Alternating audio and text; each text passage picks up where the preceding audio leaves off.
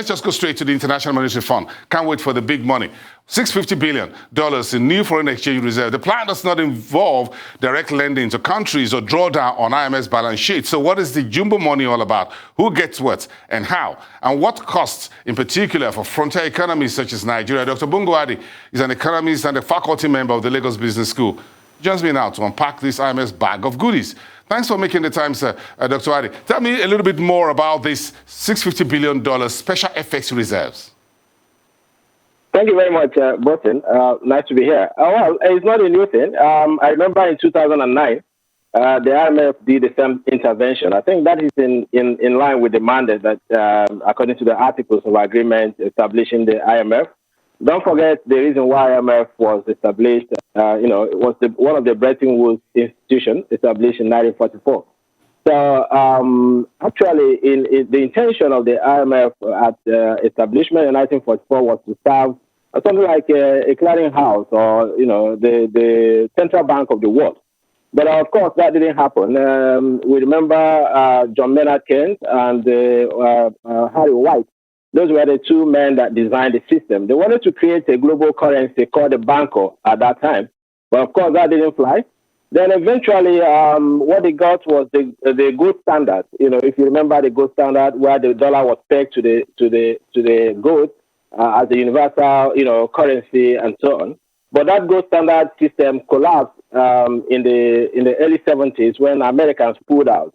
And then they were no longer able to, support that system. They pulled the dollar out of the gold. So that collapsed. And then what came out of it was the SDR, the standard, drawing rights, which is what you are referring to now. So it's just a matter of a stabilization system or stabilization, and not really a currency per se, because it's not a currency. It's also not a claim on the IMF, but it's something like a right that countries have, potential claim that they have against other countries that have the same rights, members of IMF. Okay, and they're also made up of a basket of currencies, and then there are two criterion for the currencies to be part of the SDR composite. We have the dollar, US dollar, we have the British pound sterling, we have the Chinese renminbi, the Japanese yen, and the euro. So those are the five currencies that make up the basket from which we have the composite that is the SDR. So, Dr. Adi, this $650 billion, the report says, is to help poor countries mitigate the impact of COVID-19. How will this huge fund be shared by the IMF? Any qualifying criteria? Yes, there is. I think it will, according to what they said, given the also according to the article of agreement, I think it is countries will benefit from it according to the shares they have of IMF. Currently, Nigeria, I think, has about 2,450 values of that share, or something like 0.52% of our IMF shares. So if we, put that in perspective, means that we'll be getting something in the neighborhood of $3.4 billion. But again, they haven't released how that is going to be made available to countries. But I think, in a standard way, they will have to apply the shares that countries have of IMF contributions. Well, this is a free lunch, isn't it? It's free money. It's not really a free money as such, because it also comes at 0.05% interest rate. So, but really, yes, it's a free money, but it's not really free because countries really need it. COVID-19 really wreaked much havoc on global economy, especially in developing and emerging economies. So really, they need this. Especially in Nigeria, for instance, we see the battle we've been having with the foreign exchange, leading to the central bank just last week, kicking or stopping allocation to bureau de change, so to speak, because of paucity of funds. So I think this will actually help to boost our reserve. And then, of course, if our reserve is boosted, then it also means that we can have a reprieve when it comes to the value of the naira.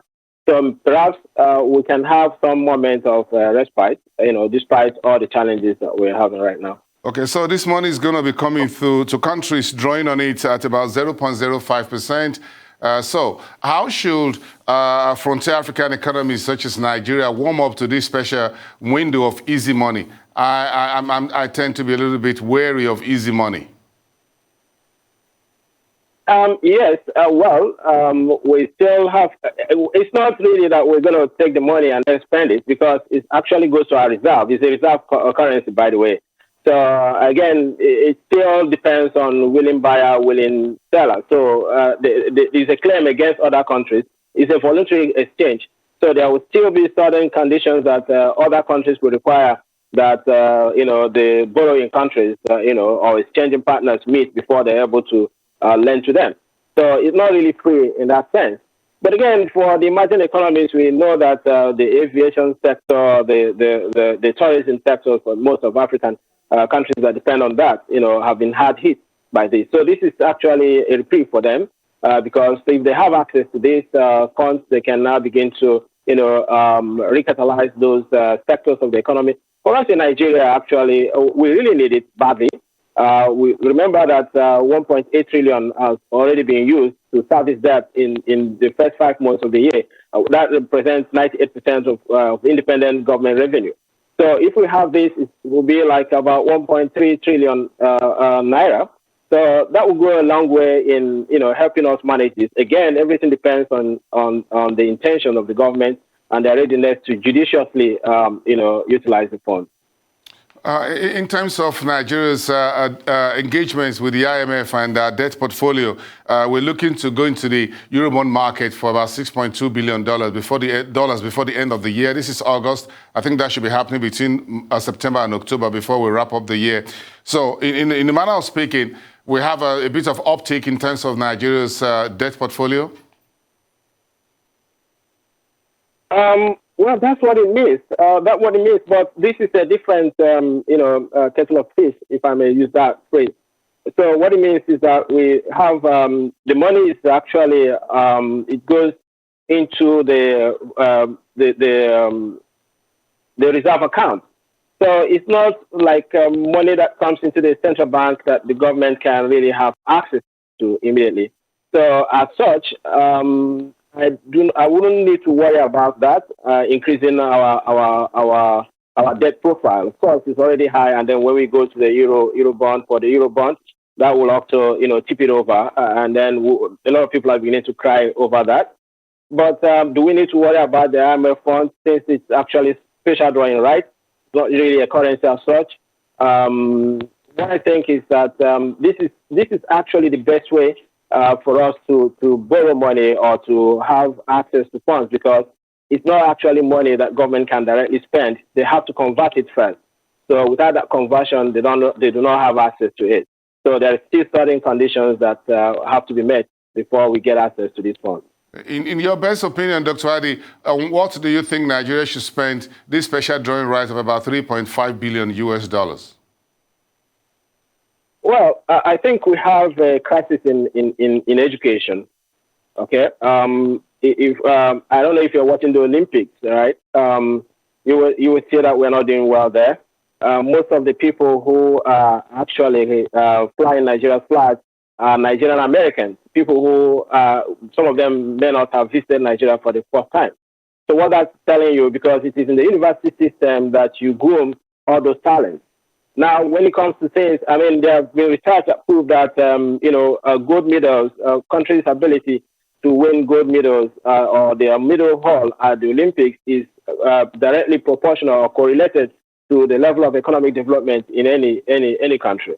So if you put that in perspective, that means that we're actually lagging behind. I mean, that's our educational system actually is lagging far behind the rest of the world. I think that it's about time that government needs to take another look at it. It's not about opening up or setting up new universities. We need to, dedicate some more effort to increasing the quality in the existing institutions rather than funding new ones. The new world order, the new normal that we are talking about is one that is dictated by high technology, and that is what is grown in the university system with R&D. Now, if we don't have that, then it means that we will still be stuck in this first industrial revolution technologies that we have. And that means we have nothing, we are not competitive, and then we cannot lay claim to the new world order. Thank you so much, Dr. Bungoa, the economist and faculty member of the Lagos Business School. Thank you for your time on the show tonight. Have a great evening.